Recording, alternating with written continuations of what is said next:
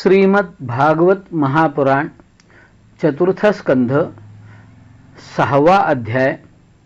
कैलासावर जाऊन ब्रह्मादी देवांकडून श्री महादेवांची मनधरणी.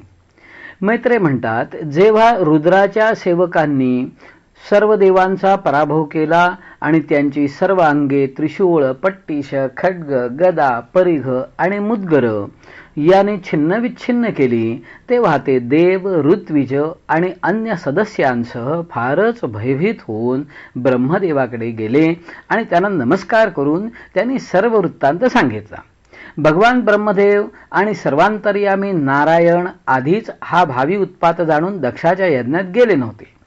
ते ऐकून ब्रह्मदेव म्हणाले, देवांनो, तेजस्वी पुरुषाकडून एखादा अपराध घडला तरी सुद्धा त्याच्या प्रतिकाराचा प्रयत्न करणाऱ्या मनुष्यांचे बहुधा कल्याण होत नाही. शिवाय तुम्ही लोक तर यज्ञामधील योग्य भाग भगवान शंकरांना न देऊन त्यांचा मोठाच अपराध केला आहे. परंतु भगवान शंकर फार लवकर प्रसन्न होणारे आहेत, म्हणून तुम्ही शुद्ध हृदयाने त्यांचे पाय धरून त्यांना प्रसन्न करा. दक्षाच्या दुर्वचनाने त्यांचे हृदय अगोदरच विद्ध झाले होते, त्यावर त्यांचा सतीशी वियोग झाला. म्हणून तुम्हाला जर तो यज्ञ पूर्ण करायचा असेल तर ताबडतोब जाऊन त्यांची क्षमा याचना करा, कारण ते कोपल्यावर लोकपालांसह सर्व लोकांचे जगणेही अशक्य आहे. भगवान रुद्र संपूर्णपणे स्वतंत्र आहेत. त्यांचे तत्व, शक्ती आणि पराक्रम यांचे प्रमाण तुम्ही, इतर ऋषीमुनी किंवा इंद्र हे तर जाणत नाहीतच, एवढेच काय मी स्वतःही जाणत नाही. त्यामुळे त्यांना शांत करण्याचा उपाय कोण करू शकेल? देवांना असे सांगून ब्रह्मदेव त्यांना, प्रजापतींना आणि पितरांना बरोबर घेऊन आपल्या लोकातून शंकरांचे प्रिय निवासस्थान असलेल्या पर्वतश्रेष्ठ कैलासावर गेले. त्या कैलासावर वनस्पती, तप, मंत्र आणि योग आदी उपायाने सिद्धी प्राप्त झालेले आणि जन्मतःच सिद्ध असे देव नित्य निवास करतात. तसेच किन्नर, गंधर्व आणि अप्सरा नेहमी तेथे असतात. त्यांची शिखरे रत्नजडित असून ती निरनिराळ्या धातूंमुळे रंगीबेरंगी दिसतात. त्यांवर अनेक प्रकारचे वृक्ष, वेली, झुडपे आहेत. तेथे पशूंच्या झुंडीच्या झुंडी वावरतात. तेथे निर्मल पाण्याचे अनेक झरे वाहतात. पुष्कळशा गुहा आणि उंच शिखरांच्यामुळे तो पर्वत आपल्या प्रियतमांबरोबर विहार करणाऱ्या सिद्धपत्नींचे क्रीडास्थळ बनला आहे. तो पर्वत मोरांचे केकारो, धुंद भ्रमरांचे गुंजारो, कोकिळांचा कुहू ध्वनी आणि पक्ष्यांचा किलबिलाट यांनी निनादून गेला आहे. तेथील कल्पवृक्ष आपल्या उंच उंच फांद्यारूप हातांनी जणू पक्ष्यांना बोलावित आहेत. तसेच हत्तींच्या चालण्या फिरण्याने तो कैलास पर्वत स्वतःच चालल्यासारखा आणि झऱ्यांच्या खळखळाटाने बोलत असल्यासारखा वाटत आहे. मंदार, पारिजात, देवदारू, तमाल, आसना, ताड, कांचन आणि अर्जुन वृक्षांमुळे तो पर्वत रमणीय झाला आहे. आंबा, कदंब, नागचाफा, पुन्नाग, चाफा, पाटल, अशोक, बकुळ, कुंद, कोरांटी, सोनेरी कमळे, वेलदोडा, दालचिनी, जाई, मालतीच्या सुंदर वेली, शेवंती, मोगरा, कस्तूर मोगरा यांनी तो शोभत आहे. फणस, उंबर, पिंपळ, पिंपरी, वड, निंब, भूर्ज, औषधी वनस्पती, सुपारी, मोहाची सुपारी, जांभूळ, खजूर, आंबाडा, आंबा, चार, मोहा, हिंगटबेट, वेळू, बांबू इत्यादी भिन्न भिन्न प्रकारच्या वृक्षांनी तो मनोहर दिसत आहे. तेथील सरोवरात चंद्रविकासी, निळी, पांढरी इत्यादी अनेक जातीची कमळे उमललेली होती. तसेच ती गोड किलबिल करणाऱ्या पक्ष्यांच्या थव्यांनी सुंदर दिसत होती.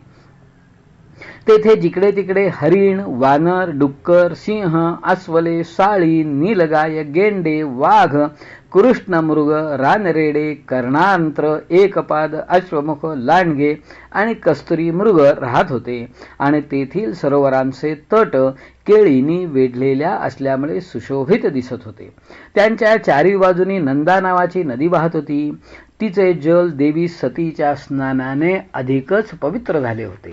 भगवान भूतनाथांचे निवासस्थान अशा तो कैलास पर्वत पाहून देवांना मोठे आश्चर्य वाटले. तेथे त्यांनी अलका नावाची एक सुरम्य नगरी आणि सौगंधिक वन पाहिले. तेथे सगळीकडे सुगंध पसरवणारी सौगंधिक नावांची कमळे उमललेली होती. त्या नगराच्या बाहेरच्या बाजूने नंदा आणि अलकनंदा नावाच्या 2 नद्या वाहत होत्या. त्या श्रीहरीच्या चरणरज संयोगाने अत्यंत पवित्र झालेल्या होत्या. विदुरा, रतिविलास करून थकलेल्या देवांगना आपापल्या निवासस्थानातून येऊन तेथे जलक्रीडा करतात आणि त्यात प्रवेश करून आपल्या प्रियतमांवर पाणी उडवतात. त्यांच्या स्नानाच्या वेळी त्यांनी लावलेले केशर धुतले गेल्यामुळे ते पाणी केशरी झाले होते. ते रत्न केशर मिश्रित जल तहान लागलेले नसतानाही सुगंधाच्या लोभाने हत्ती स्वतः पीत आणि हत्तीणींनाही पाजीत. अलकापुरीत चांदी, सोने, बहुमूल्य रत्ने जडवलेले शेकडो वाडे होते.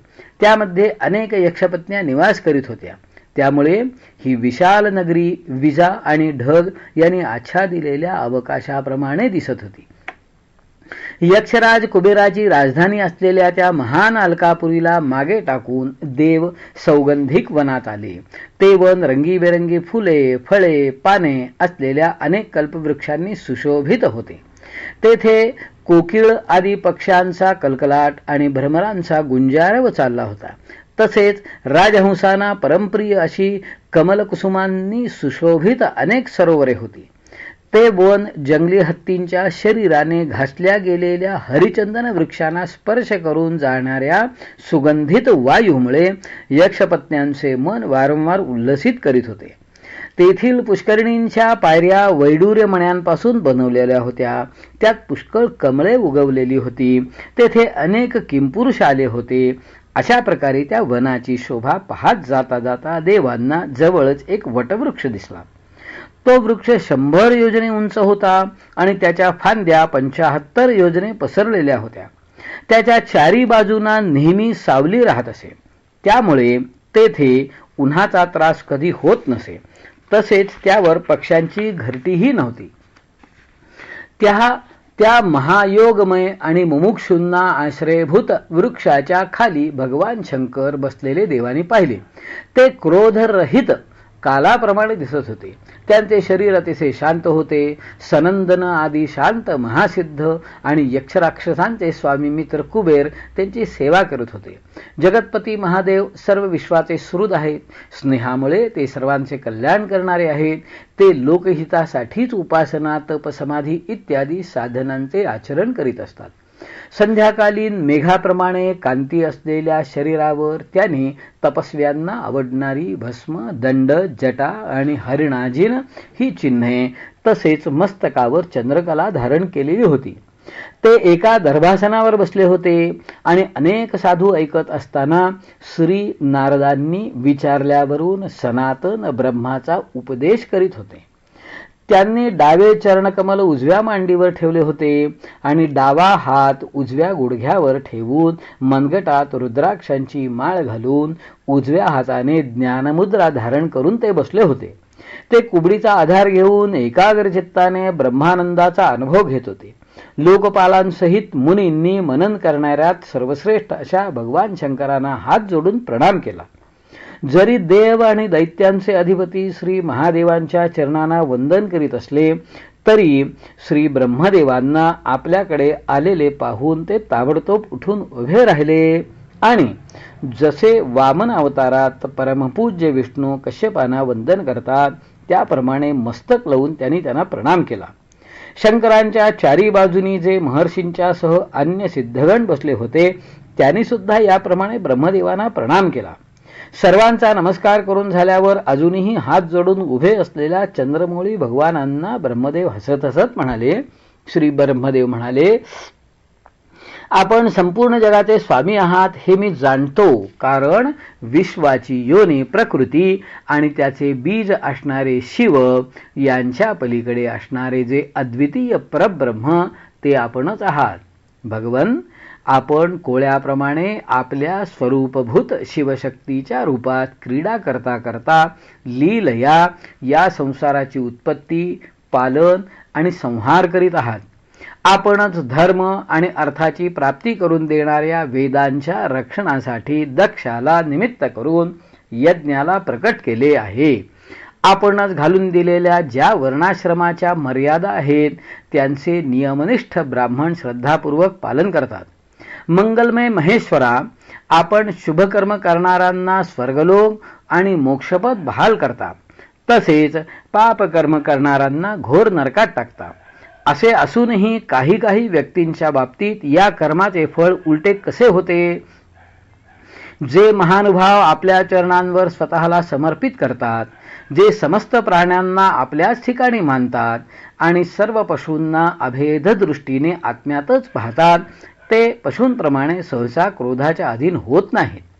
जे लोक भेदबुद्धी मानणारे असून कर्मामध्ये आसक्त आहेत, ज्यांचे मन चांगले नाही, दुसऱ्यांची उन्नती पाहून ज्यांचे चित्त रात्रंदिवस कुढत असते आणि जे मर्मभेद करणाऱ्या आपल्या दुर्वचनांनी दुसऱ्यांचे चित्त दुखावितात, त्यांना सुद्धा आपण मारणे उचित नाही, कारण त्यांना त्यांच्या नशिबाने आधीच मारलेले असते.